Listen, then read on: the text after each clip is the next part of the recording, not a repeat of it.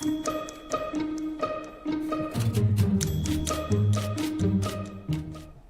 evening, and thank you for joining us here in the streaming studio for Ask 9. I'm Becky Phelps. And I'm Jim Mertens. We're so glad for you to join us on the first day of a new week. Cold start to today. Oh, I don't want to talk about that.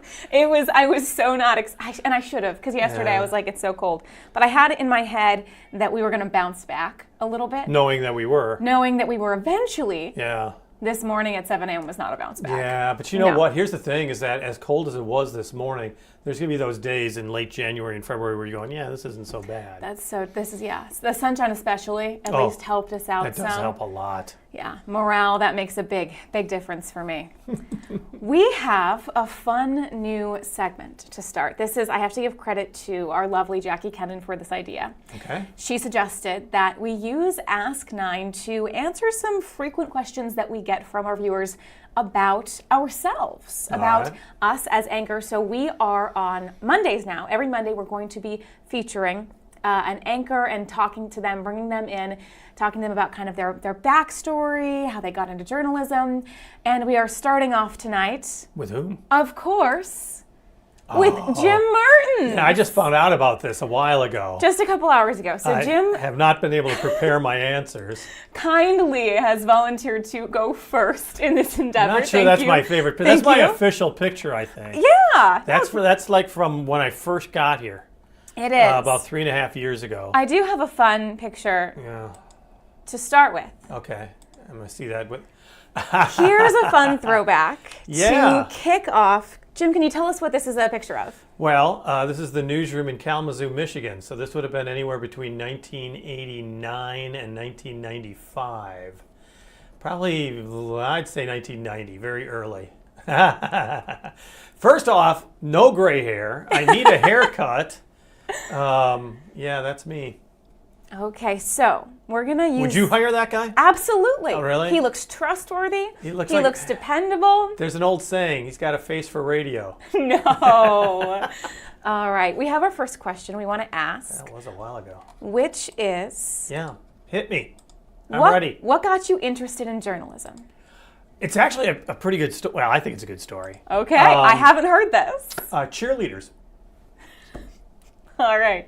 What's the long version of that story? It is a long version. So I was really interested in politics. I loved politics. I got involved in, it was ninth grade student council. Okay. Was really interested. And I ran in, so I was in the student council in ninth grade. In 10th grade, I ran for treasurer and lost. Student council. Lost to a cheerleader. Lost to a cheerleader for treasurer. Yeah, that's ninth grade. 10th grade, I ran for secretary and lost to a cheerleader.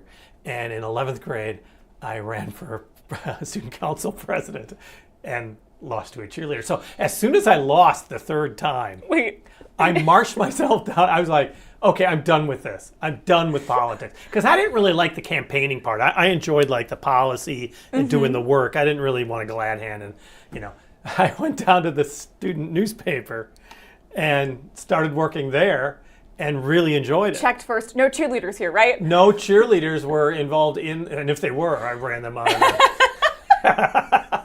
And I was in a very small city of about like 30,000. We had 2 radio stations. And at one of the radio stations, they had it was called Happenings.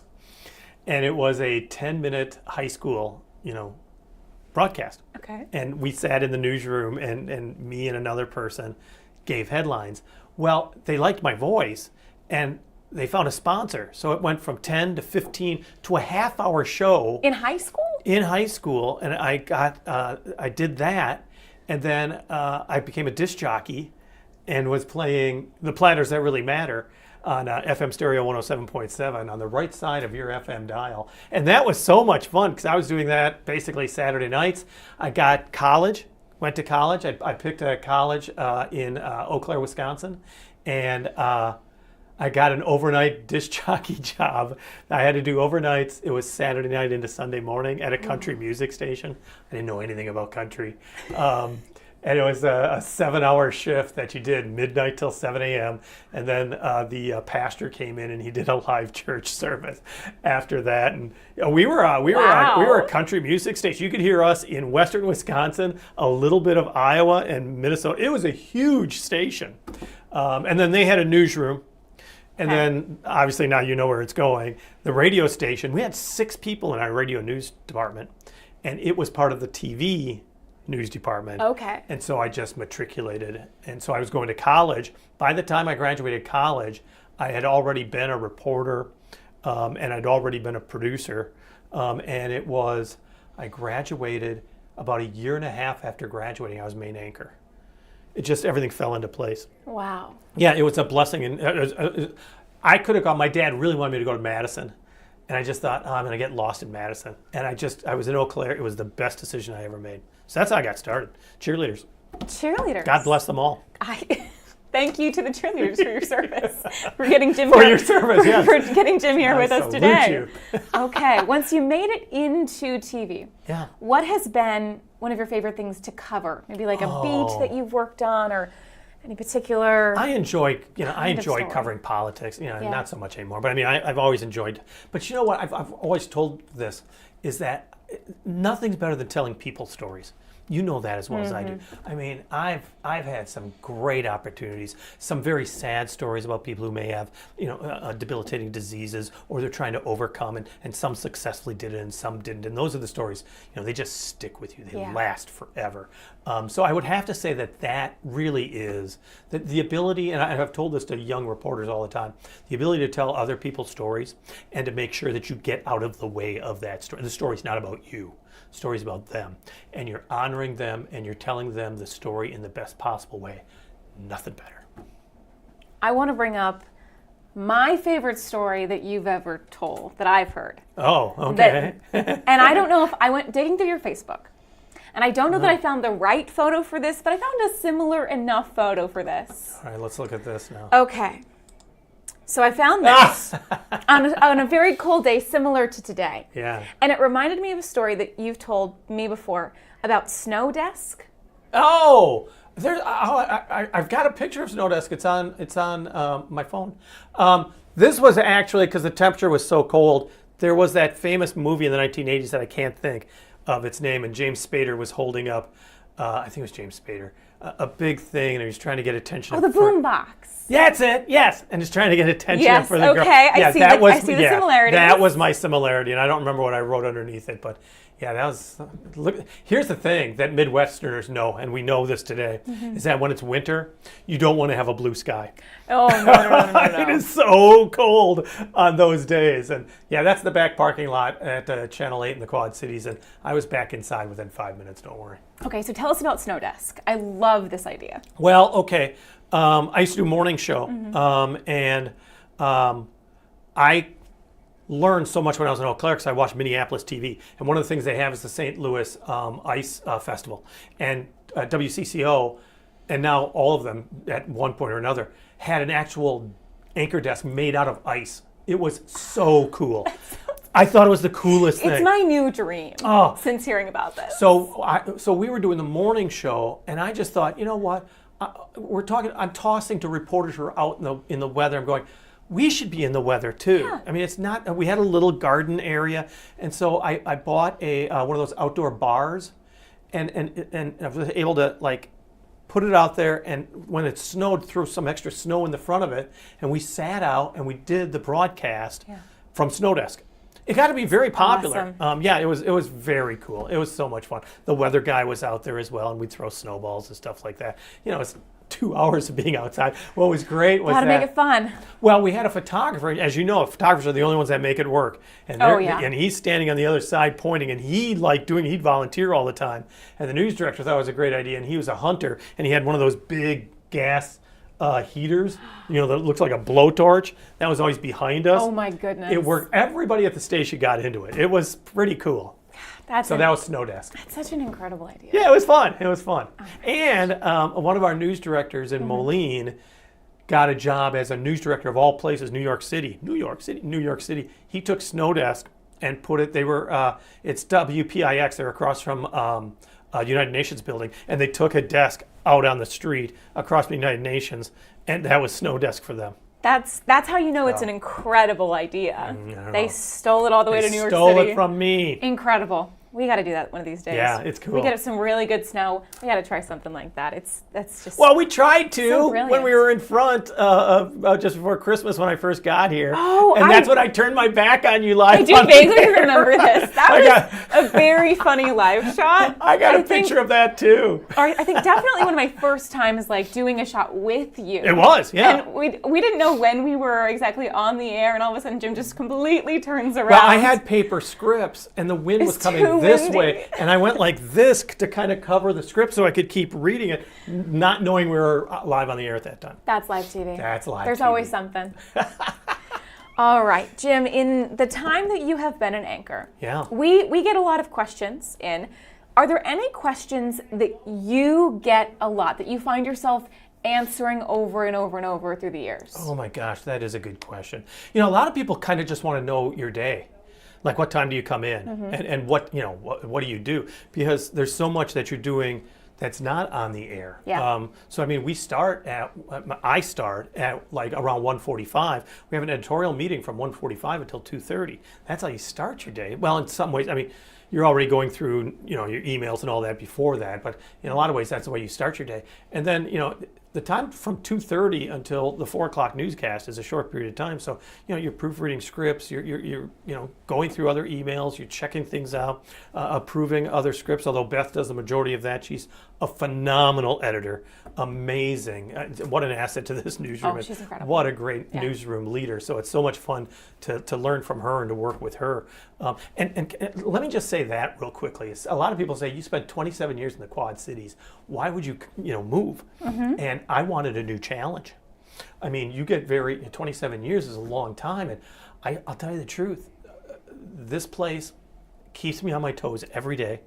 I remember my first 3 months being on the air, just terrified of getting things wrong, and just like, so nervous. And still, I get a little clenched before a newscast starts, which is good because you should be a little bit on your toes. That's true. So it's been a blessing that I've been here to work with professionals like you, up and coming people younger than you that are just getting started. You've got a couple years here, but you're still young at your job, and I get to work with. I'm looking at John Campbell through the window. I talk about a true legend. It's so much fun working with all the different seniorities of the people here. That's something I've really, really valued. And I knew we were so excited when we heard that you had been hired, because we were, because we knew we were getting like a really incredible piece of experience. But you saw those pictures. And didn't I say that guy looked trustworthy? Oh my gosh.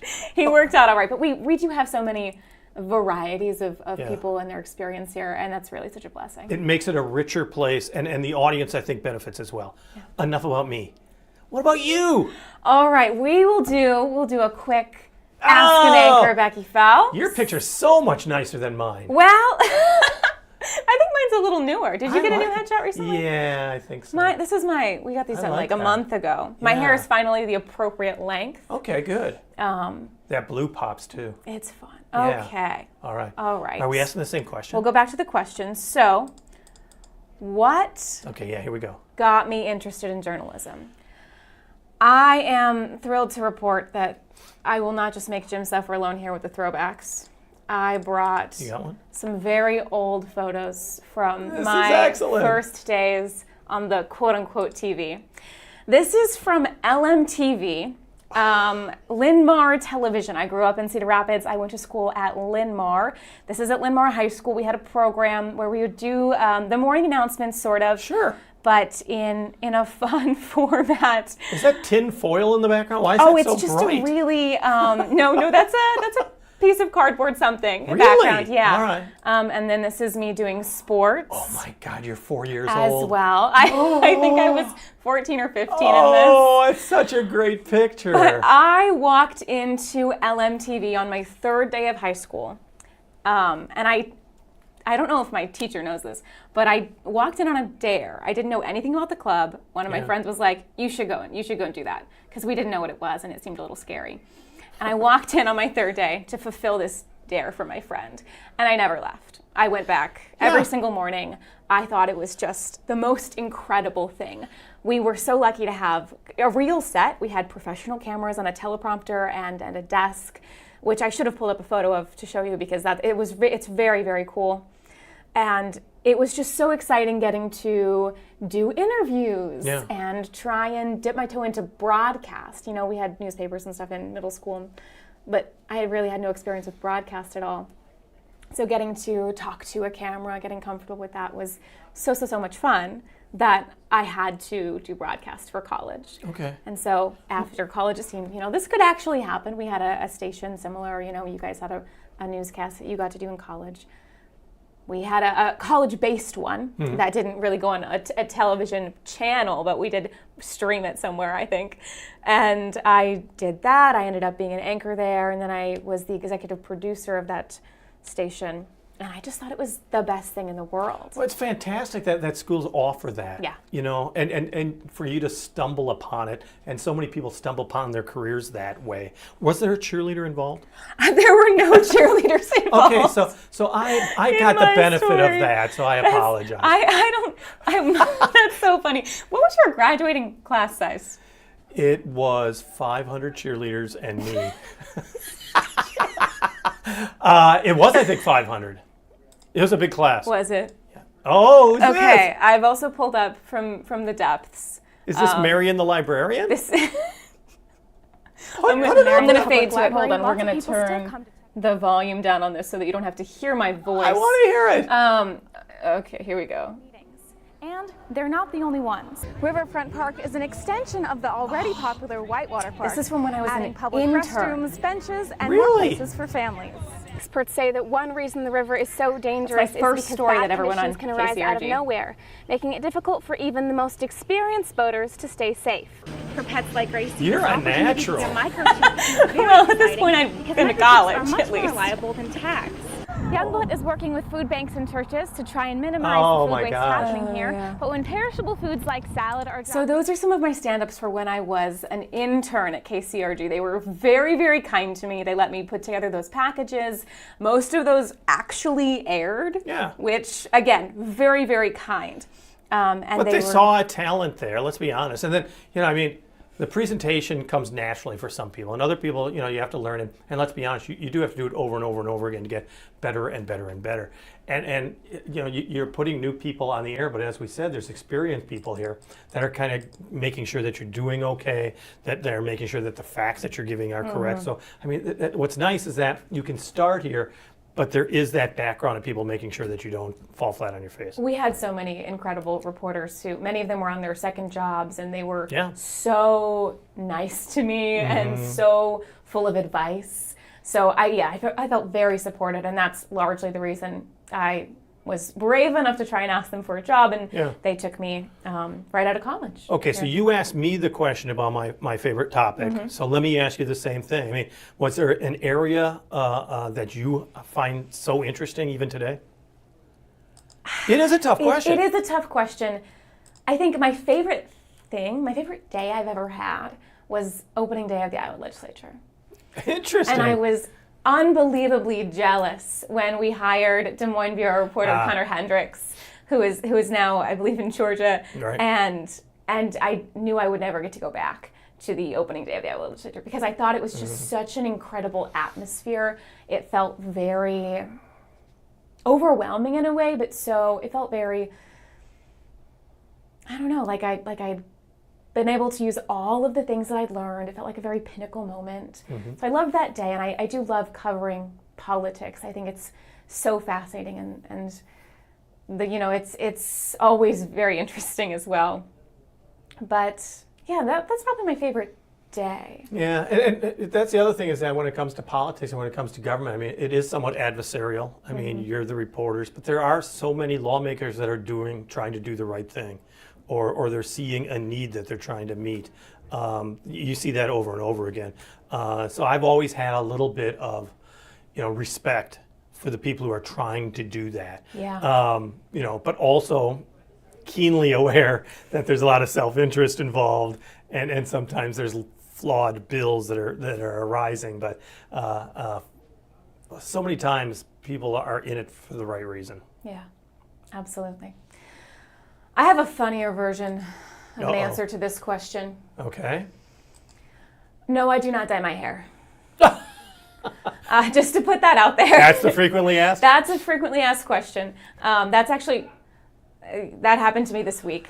And I get all of my makeup at Target, and yes, I do my own makeup.